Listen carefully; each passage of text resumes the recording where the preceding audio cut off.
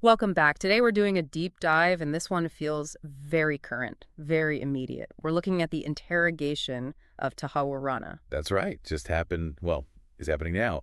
Friday, April 11th, 2025. Exactly. Picture this. NIA headquarters in New Delhi. It's a crisp morning, and Tahawwur Rana, recently extradited, is brought in. The focus, his alleged part in the 2008 Mumbai attacks. And it's crucial to remember this isn't just about one individual. It's about unraveling, piece by piece, how that attack happened. Mumbai, the financial heart of India, brought to its knees. 166 people lost their lives. It's staggering. And those attacks, for anyone needing a quick refresher, Well, it's November 2008. 10 terrorists, armed, hitting multiple locations. Taj Mahal Palace, the Oberoi Trident CST station. Chhatrapati, Shivaji Terminus, yeah, Yeah. and Nariman House, too, who went on for 3 days. 3 days of terror. Over 600 injured beside the fatalities. Mhm. The group behind it, Lashkar-e-Taiba, or LeT, based in Pakistan. And Rana, he's not seen as just some minor player, is he? The allegation is he was involved in the planning. That's the core of it. Not a foot soldier, but someone potentially instrumental in the setup. Which brings us back to Rana himself. A doctor. Trained to heal. Now facing accusations of conspiring in mass murder. It's quite the contradiction. It really is. And that's the central puzzle, isn't it? How does that transformation happen? A healer to an alleged conspirator. That's what the NIA is trying to get at right from the start. So our mission today for this deep dive is to really get into those initial stages of the interrogation. What are the first lines of inquiry? What are they trying to establish right out of the gate? It's about building that foundation, understanding the man before understanding his alleged actions. Okay, so walk us through it. That first day, Friday, April 11th. Where did the NIA begin? They started with his life story, essentially, mapping it out. His upbringing in Pakistan, his education, particularly emphasizing that medical background. Yeah, the doctor part. Yes. Then his family life, moving to Canada, and eventually setting up this immigration business. And that business is under scrutiny, isn't it? Heavily. The suspicion is, well, was it entirely legitimate? Or could it have been a front, a way to mask other activities? You mean like facilitating movement of people or funds under the radar? Potentially. Some reports use phrases like shadier dealings, even suggesting it could have functioned as a kind of terror support network. It's a serious line of inquiry. So they're asking personal questions too, presumably. Things like, Oh, definitely. Did your family know? Did they have any inkling about these alleged ties? Where were you specifically on November 26th, 2008? that key date. Absolutely. And the big one. What was the trigger? What prompted this alleged shift from medicine to, well, this? They need more than just a simple alibi for his whereabouts. It's about psychology as much as facts, almost, gauging his reactions. Exactly. How does he respond to these deeply personal questions?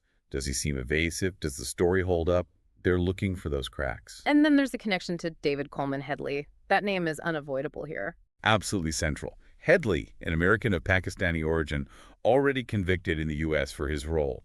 His job essentially was reconnaissance. Scouting the targets in Mumbai, laying the groundwork, chilling. Very. And his relationship with Rana wasn't casual. They seem to have been quite close, going way beyond just being friends. So the NIA is digging into that, the depth of their connection. Intensely. Did Rana know what Headley was doing in Mumbai? Did he provide support? Money? Logistics? And again, that family question. Was the family aware of this friendship, this association? Yes. Did they know who Headley really was or what he was allegedly up to? It paints a complex picture. It does, living a seemingly normal life in Canada while potentially connected to plotting something so devastating elsewhere. And that brings us back to Rana's location on 2611. It's not just about where he was, but what he might have been doing. A simple denial, as you said, isn't going to cut it. They'll need proof, travel records, communications. Everything. They're building a detailed timeline. And his actions, his location on that specific day, is a critical anchor point. Okay, let's talk about this cricket cover. This sounds almost brazen. It does, doesn't it? The details suggest an alleged LeT operative, Sajid Mir, visited India. The reason given, attending a cricket match. Which in India is huge. It's more than a sport. Exactly. It's a national obsession. So using that as a cover, well, it's audacious. It provides a perfect smokescreen to blend in. So the NIA is asking Rana, were you involved in this? Did you meet Mir? Did you travel with him during the supposed cricket tour? Precisely. Did he facilitate Mir's movements, help him navigate, and crucially, Did he provide materials, videos, maps, things that could help LeT plan the actual attacks. That's a major point.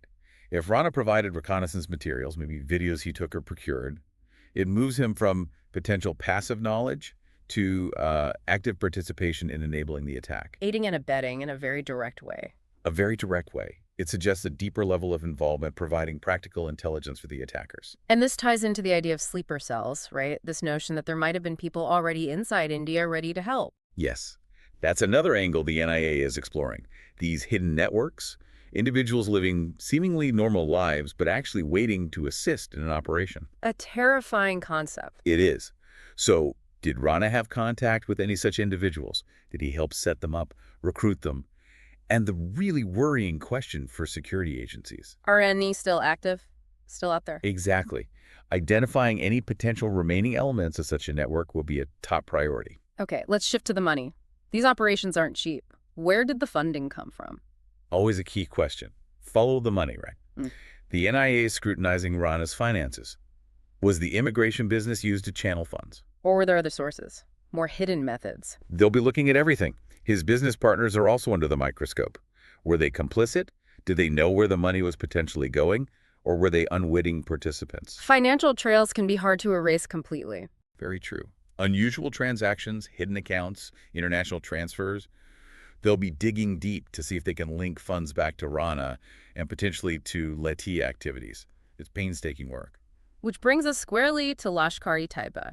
They are widely seen as the masterminds. Yes, LeT's role is pretty well established, and their leader, Hafiz Saeed, remains a major figure despite international pressure. He's notoriously difficult to bring to justice.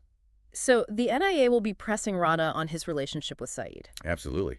Did they meet? When? What did they discuss? Can Rana identify other LeT members, maybe higher-ups or operational planners? Any information there could be gold dust for intelligence agencies. Invaluable, especially if it helps understand LeT's current structure or future plans, or strengthens the case against Saeed himself. Now, this next part is politically charged. The alleged involvement of Pakistan's intelligence agency, the ISI. Extremely sensitive, yes. While it might be something they probe more deeply later, you can bet the NIA is looking for any hint Rana might have. Any evidence at all. Emails, phone records, mentioned interactions, anything linking the ISI directly to the 26/11 attacks. Anything. Even a small piece of credible evidence could have enormous geopolitical ramifications. Allegations of state-sponsored terrorism are, among the most serious charges possible on the international stage. It really blows the scope wide open, doesn't it? This isn't just an India-Pakistan issue. Not at all. 26/11 was a global event in its impact. It showed how interconnected these terror networks are. They don't respect borders. So what Rana reveals could have implications for understanding how these groups operate worldwide. Funding, recruitment, planning. Definitely. Insights into LeT's methods could inform counterterrorism strategies everywhere. It's relevant to global security, period.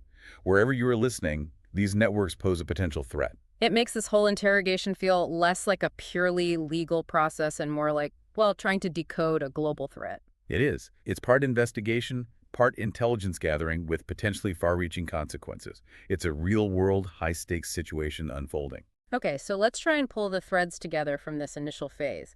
The NIA is starting broad. Right. They're looking at Rana's personal history, that transformation from doctor.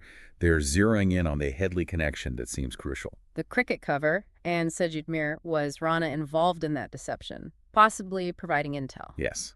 Then the sleeper cells. Did they exist? Did he connect with them? And the money, where did it come from? How did it flow? And looming over it all, the bigger players. Lashkar-e-Taiba, Hafiz Saeed, and the explosive question of any ISI link. Even if the ISI questions are more for later, the groundwork is being laid. They want to understand Rana's entire alleged network. And it's worth stressing again, this is just the beginning. Just scratching the surface, this will be a long process. But the goals seem clear.